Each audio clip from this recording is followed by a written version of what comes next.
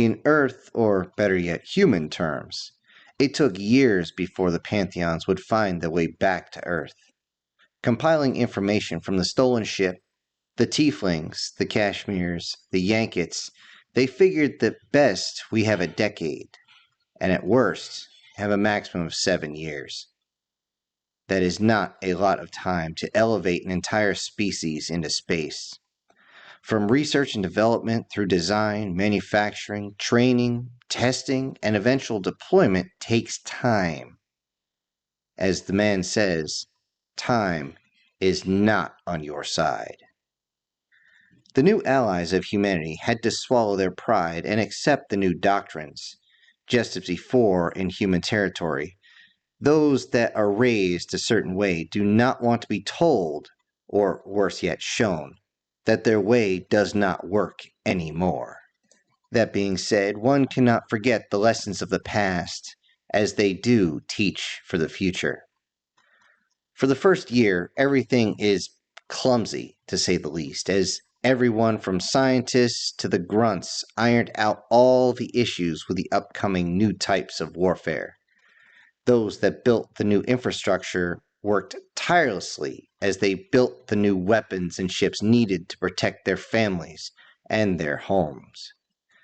The Allies were annoyed at the speed and precision of the humans they worked with. The Yankets believed their larger bodies would move more materials more easily, but the humans showed them up. Well, at least for a while. After a few months of hard labor, the Yankets began to really show their potential in power.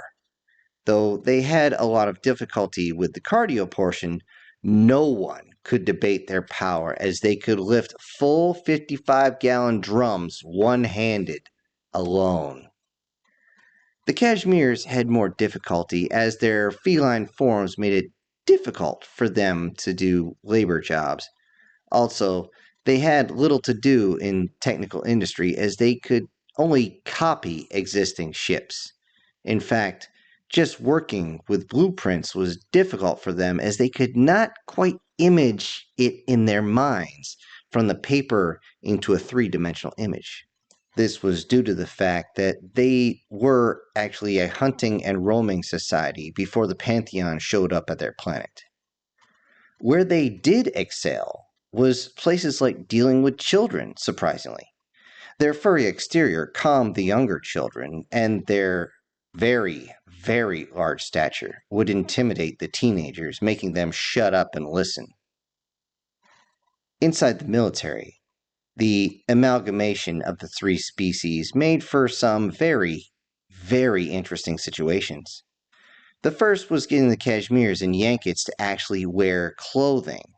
Neither of them wore anything beyond the Yankets' gear harness, though this did make it easy to tell the male from the female, but since you're going to be working so close with each other, they needed a little bit of modesty. This was especially true as both species are humanoid and they have the correct curvature and placement of parts. Though there was another reason that was not exactly shared among the three species. With very few exceptions, human eyes cannot really tell the species apart from their own brethren. So the addition of name tapes helped tremendously, especially when it came to those who had to work closely with many, many of different species. Another issue was the size of the military vehicles.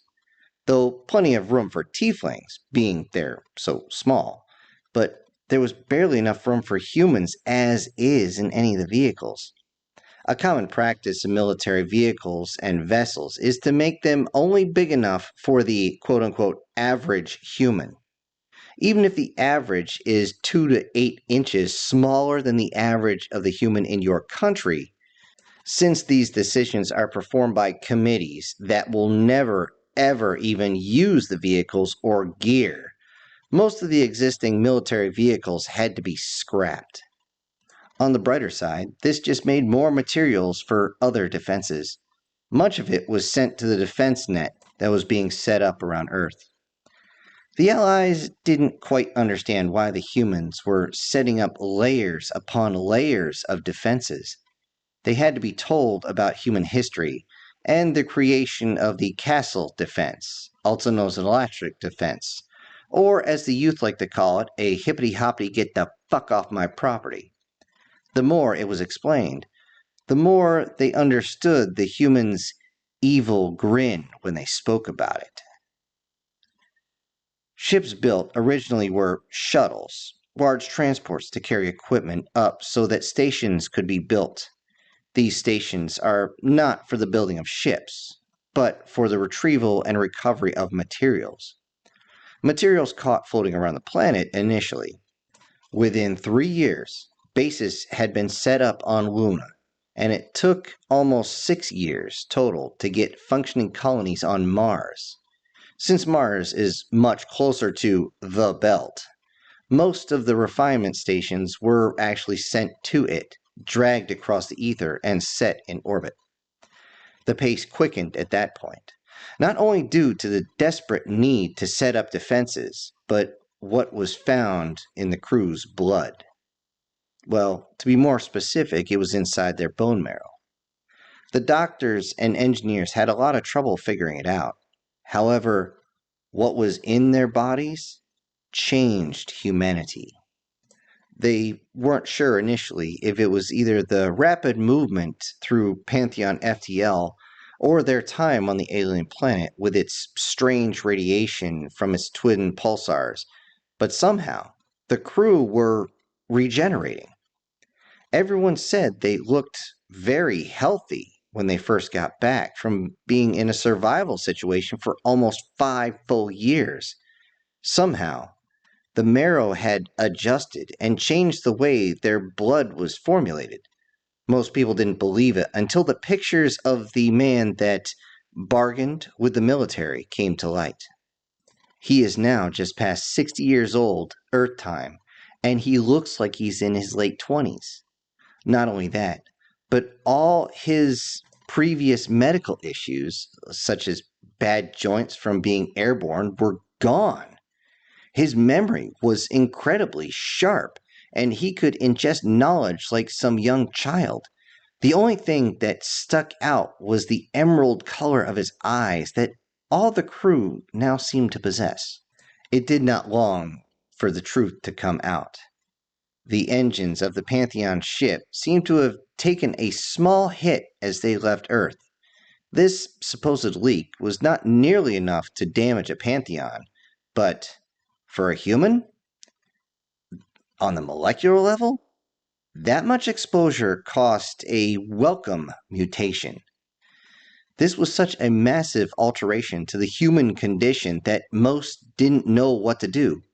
Those with the means to capitalize on this decided that they would charge folks for a trip to Proxima and back.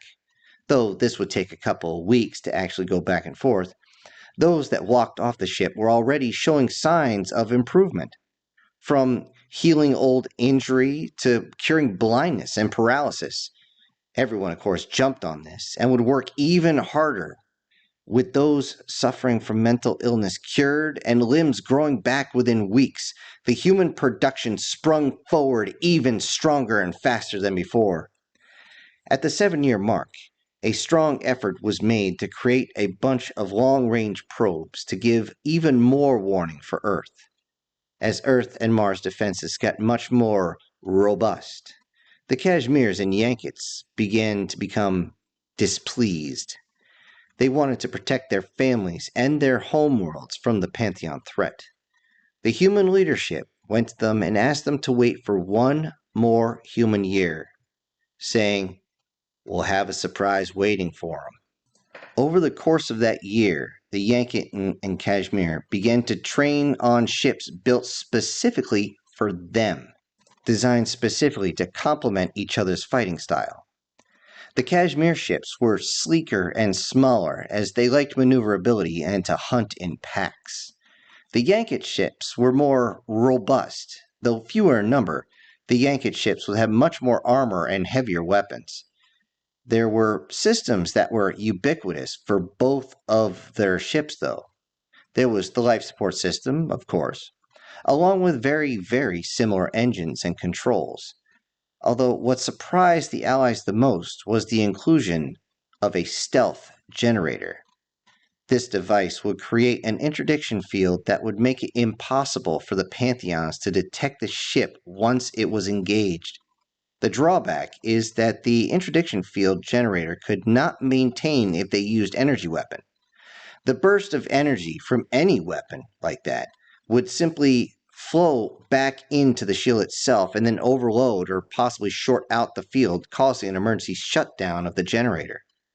When the Allies voiced their concern about this flaw, they were informed that this is the reason why you have propellant-driven cannons and propellant-driven torpedoes on board. When they were told this, it made the two species give their version of evil grins. The Yankets originally thought that such a technique was dishonorable and shouldn't ever be used.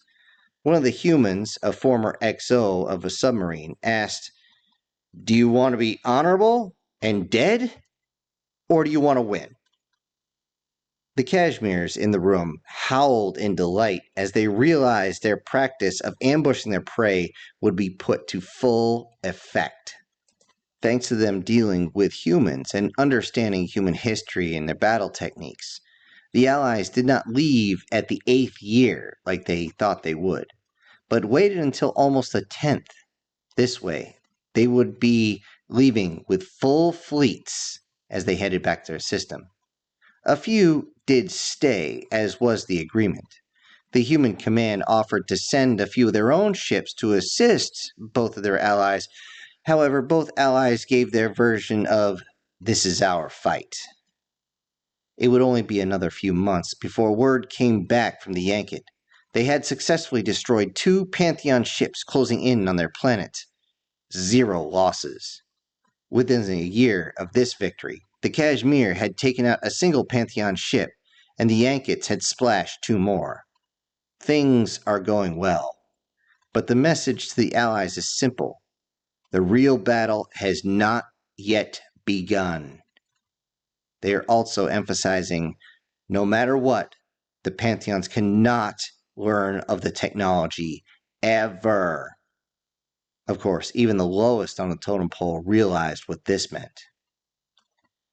It is around this time that another species came to the Sol sector. It was a single ship from a species known as the Taints. This species had not ever been aggressive to humans at all, but were still not friends. When they came to Earth before, the Taints just took a few samples, scanned the area, and left. They were just curious. Now, they seemed to be interested in the structures around the planets. As they got close to Mars, the only thing the Taints picked up was the station and the worker drones. All the other ships had activated their interdictor fields before the Taints even arrived in system. The Taint ship was not a warbird, as it had no primary weapon in its hull, yet it was still under surveillance as it got close to Station 6 above Mars. It seemed to just sit there in the ether and watch the drones bring materials to the station and then head back to the belt. As one of the drones flew past the Taint ship, it was scanned by some sort of lights. Then another passed it, and the ship got closer. After the drone dropped off its cargo, it headed back. The Taint ship extended 4 strange arms from its hull. It was clear to anyone that they wanted to catch a drone. As it got close, one of the weapon batteries rotated its 3-barrel Vulcan Gauss cannon at the arms of the Taint ship. The ship saw this and paused its forward momentum and just stayed in the darkness of space, perfectly still. As the drone had passed by, the Taint ship retracted its arms, and the Vulcan cannon was simply moved back into its holding position. The Taint ship seemed to simply wait for another drone to drop its load. As the drone came back, the Taint tried to deploy its retrieval arms again. The Vulcan cannon then raised up, but this time It didn't aim at the arms, no. It aimed at the engine of the small ship. Though a very small ship, as it could be hardly considered a frigate size, at this range there would be no evading a direct hit from the cannon. When the taint ship retracted its arms, the cannon was still locked on to the ship. They must have got the message as the taint ship turned and left the system. Until now, the idea of the Pantheon invasion was only that of fear. Now, it was a certainty. The taint are a species that love knowledge, not always to raise themselves higher, but also to sell it. Once the Pantheons learned that there's a species that had actually insulted them by stealing a ship and was now a spacefaring species willing to fight, well, the lust to crush said species would be far greater than they expected and far too much to ignore.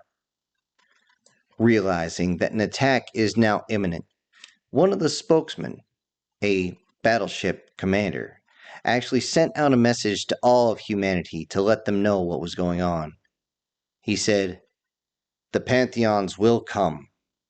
They will come to flex their supposed superiority over humanity.